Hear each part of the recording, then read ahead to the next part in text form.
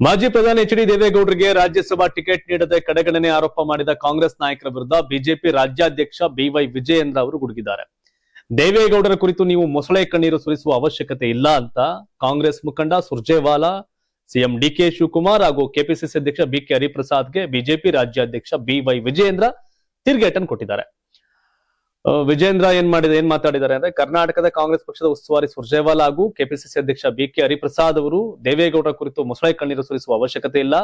ದೇಶದ ಅತ್ಯುನ್ನತ ಪ್ರಧಾನಮಂತ್ರಿ ಸ್ಥಾನವನ್ನು ಅಲಂಕರಿಸಿದ ಹೆಮ್ಮೆಯ ಕನ್ನಡಿಗ ಎನಿಸಿಕೊಂಡಿದ್ದ ಸನ್ಮಾನ್ಯ ಎಚ್ ಡಿ ದೇವೇಗೌಡ ಅವರನ್ನ ಪ್ರಧಾನಿ ಪದವಿಯಿಂದ ಕೆಳಗಿಳಿಸಿದ ಕುಖ್ಯಾತಿ ಕಾಂಗ್ರೆಸ್ ಪಕ್ಷದ ಮೇಲಿರೋದನ್ನ ಕಾಂಗ್ರೆಸ್ ಮುಂದಾಳುಗಳು ಮರೆತಂತಿದೆ ಅಂತ ಬರೆದಿದ್ದಾರೆ. ದೇವೇಗೌಡರನ್ನ ರಾಜಕೀಯ ಜೀವನದುದ್ದಕ್ಕೂ ಕಾಡಿದ್ದು ಅವರ ಪಕ್ಷವನ್ನ ಹಿಬ್ಬಾಗ ಮಾಡಲು ಯತ್ನಿಸಿದ್ದು ಕಾಂಗ್ರೆಸ್ ಇಷ್ಟಾಗಿಯೂ ಕೊಳಕು ರಾಜಕಾರಣ ಮಾಡೋದನ್ನ ನಿಲ್ಲಿಸದ ಕಾಂಗ್ರೆಸ್ಸಿಗರು ದೇವೇಗೌಡರ ಕುರಿತು ಕೃತಕ ಕಾಳಜಿಯ ಮಾತನಾಡುತ್ತಿರುವ ಪರಿ ಹಾಸ್ಯಾಸ್ಪದವಾಗಿದೆ. ಭಾರತೀಯ ಜನತಾ ಪಾರ್ಟಿಯು ಸನ್ಮಾನ್ಯ ದೇವೇಗೌಡ ಅವರನ್ನ ಅತ್ಯಂತ ಗೌರವದಿಂದ ನಡೆಸಿಕೊಂಡಿದೆ ಅಂತ ಹೇಳಿದ್ರು. ದೇವೇಗೌಡರು ಹೇಳ್ತಾರೆ, ನನ್ಗೆ ತುಂಬಾ ಮರ್ಯಾದೆ ಸಿಗ್ತಾ ಐತೆ ಮೋದಿ ಹತ್ರ ಅಂತ. ನೀವು ಈಗ ರಾಜ್ಯಸಭೆ ಟಿಕೆಟ್ ಕೊಡ್ಲಿಲ್ಲ ಅಂತ ಮಾತಾಡ್ತಿದ್ರಿ. ಸುರ್ಜೇವಾಲಾ ಅವರೇ, ಡಿ ಕೆ ಶಿವಕುಮಾರ್ ಅವರೇ, ಬಿ ಕೆ ಹರಿಪ್ರಸಾದ್ ಅವರೇ, ಅವ್ರನ್ನ ಪ್ರಧಾನಿ ಅಂತ ಅತ್ಯುನ್ನತ ಸ್ಥಾನದಿಂದ ಕೆಳಗಿಳಿಸಂತವ್ರು ನೀವು ಕಾಂಗ್ರೆಸ್ ಅವರು, ನಿಮ್ಗೆ ಯಾವ ನೈತಿಕತೆ ಇದೆ ಅಂತ ವಿಜಯೇಂದ್ರ ಕೇಳ್ತಾವ್ರೆ. ಗೊತ್ತಿಲ್ಲ, ಈಗ ಅವ್ರವರೇ ಮಾತಾಡ್ಕೋಬೇಕು. ಈಗ ಕೌಂಟರ್ ಕೊಡ್ಬೇಕಲ್ಲ. ಈಗ ಅವ್ರ ಹಂಗಂದ್ರು ಅಂತ ಇವ್ರು ಕೌಂಟರ್ ಕೊಟ್ರು. ಈಗ ಯಾಕೆ ಇಳಿಸಿದ್ರು, ಅವತ್ಯಾಕ ಹಂಗ್ ಮಾಡ್ರಿ ಅಂತ ಕಾಂಗ್ರೆಸ್ ಅವರು ಈಗ ರಿಯಾಕ್ಟ್ ಮಾಡ್ತಾರೆ. ಅವರ ತಾನೆ ಉತ್ತರ ಕೊಡ್ಬೇಕು, ನಾವು ಕೊಟ್ರಾಗತ್ತೇನು. ಮಾಜಿ ಪ್ರಧಾನಿ ಎಚ್ ಡಿ ದೇವೇಗೌಡರಿಗೆ ರಾಜ್ಯಸಭೆ ಟಿಕೆಟ್ ಕೈ ತಪ್ಪಿದ ಬಗ್ಗೆ ಭಾರಿ ಚರ್ಚೆ ನಡೀತಾ ಇದೆ. ಮೈತ್ರಿ ಪಕ್ಷವಾಗಿರೋ ಜೆಡಿಎಸ್ ಹಿರಿಯ ನಾಯಕನನ್ನೇ ನಿರ್ಲಕ್ಷ್ಯ ಮಾಡಿದ ಬಿಜೆಪಿ ಅಂತ ಕಾಂಗ್ರೆಸ್ ನಾಯಕರು ವ್ಯಂಗ್ಯವಾಡ್ತಾವ್ರೆ. ಇದೀಗ ಕೇಂದ್ರ ಸಚಿವ ಕುಮಾರಸ್ವಾಮಿ ಅವರು ಸ್ಪಷ್ಟನೆ ಕೊಟ್ಟಿದ್ದಾರೆ. ದೇವೇಗೌಡರು ಅಧಿಕಾರಕ್ಕಾಗಿ ಯಾರ ಮನೆ ಬಾಗಿಲಿಗೂ ಹೋಗಿಲ್ಲ ಅಂತ ಖಡಕ್ ಆಗಿ ಹೇಳಿದಂತ ಕುಮಾರಸ್ವಾಮಿ ಅವರು ಮೈತ್ರಿ ಒಡಕಿನ ಬಗ್ಗೆ ಮೂಡಿದ ಅನುಮಾನದ ಬಗ್ಗೆ ಕೂಡ ಸ್ಪಷ್ಟನೆ ಕೊಟ್ಟರು. ದೇವೇಗೌಡರಿಗೆ ರಾಜ್ಯಸಭೆ ಟಿಕೆಟ್ ಕೈ ತಪ್ಪಿದ ಬಗ್ಗೆ ಮಂಡ್ಯದಲ್ಲಿ ಮಾತನಾಡಿದಂತ ಕೇಂದ್ರ ಸಚಿವ ಕುಮಾರಸ್ವಾಮಿ ಅವರು, ದೇವೇಗೌಡರ ಬಗ್ಗೆ ಕಾಂಗ್ರೆಸ್ಸಿಗರಿಗೆ ಈಗ ಅನುಕಂಪ ಬಂದಿದೆ.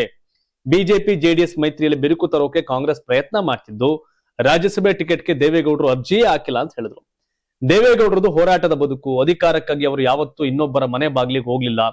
ಸ್ವಾಭಿಮಾನಕ್ಕೆ ಧಕ್ಕೆಯಾದಾಗ ಪ್ರಧಾನಿ ಸ್ಥಾನವನ್ನ ಬಿಟ್ಟು ಬಂದವರು. ದೇವೇಗೌಡರು ಎಂದು ತಂದೆಯ ಬದುಕಿನ ಹಾದಿ ಬಗ್ಗೆ ಈ ತರ ಇದೆ ದೇವೇಗೌಡರು ಬದುಕು ಅಂತ ಕುಮಾರಸ್ವಾಮಿ ಕೊಂಡಾಡಿದ್ರು. ಇನ್ನು ಕುಮಾರಸ್ವಾಮಿ ಸಲಹೆ ಕೇಳುವುದಾಗಿ ಸಿಎಂ ಡಿಕೆಶಿ ಹೇಳಿಕೆ ವಿಚಾರಕ್ಕೆ ಪ್ರತಿಕ್ರಿಯೆ ಕೊಟ್ಟಂತ ಕುಮಾರಸ್ವಾಮಿ ಅವರು, ನಾನೇನ್ ಸಲಹೆ ಕೊಡ್ಲಿ, ಕುಮಾರಸ್ವಾಮಿ 2 ಬಾರಿ ಸಿಎಂ ಆಗಿ ಏನ್ ಅರ್ದಿದ್ದಾರೆ ಅಂತ ಪ್ರಶ್ನೆ ಮಾಡಿದ್ರು. ಎಲ್ಲದಕ್ಕೂ ಸಾಕ್ಷಿ ಕೇಳ್ತಾರೆ, ನಾನೇನ್ ಅರ್ದಿಲ್ಲ, ನನ್ನ ಹತ್ರ ಏನು ಸಲಹೆ ಕೇಳ್ತಾರೆ. ಅತಿ ವಿನಯಂ ಧೂರ್ತ ಲಕ್ಷಣಂ. ನಾನು ಸಿಎಂ ಆಗೋದಕ್ಕಿಂತ ಹೆಚ್ಚಾಗಿ ಜನರನ್ನ ಉಳಿಸಬೇಕಿದೆ. ಆ ಶಕ್ತಿ ಮೈತ್ರಿ ಪಕ್ಷಗಳಿಗೆ ತರುವ ಪ್ರಯತ್ನ ನಡೆದಿದೆ ಅಂತ ಹೇಳಿದ್ರು. ದೇವೇಗೌಡರು ಕೇಳೇ ಇರಲಿಲ್ಲ ಟಿಕೆಟ್ನ, ಸುಮ್ನೆ ಯಾಕೆ ಮೈತ್ರಿ ನಡುವೆ ಬೆರಗ್ತರ ಓಡಾಡ್ತೀರಿ ಅಂತ ನಾನು ಸಲಹೆ ಕೇಳ್ತೀನಿ. ನಾನೇನು 2 ಸಾರಿ ಸಿಎಂ ನಾನೇನು ಅರ್ದಿಲ್ಲ ಮುರಿದಿಲ್ಲ ಅಂತ ಟೀಕೆ ಮಾಡ್ತಾರೆ.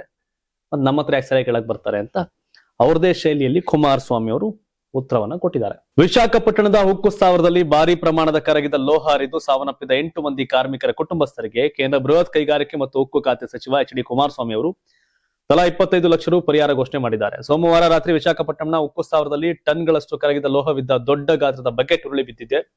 ಇದರಿಂದ 1000 ಉಕ್ಕಿನ ಕರಗುವ ಕೇಂದ್ರ ಸಂಖ್ಯೆ 1ರಲ್ಲಿ ದೊಡ್ಡ ಪ್ರಮಾಣದ ಬೆಂಕಿ ಹೊತ್ಕೊಂಡಿದ್ದು ಪರಿಣಾಮ ಕಾರ್ಮಿಕರು ಸಾವನ್ನಪ್ಪಿದ್ದಾರೆ. ತಡರಾತ್ರಿ 1:30 ಸುಮಾರಿಗೆ ದುರಂತ ಸಂಭವಿಸಿದೆ.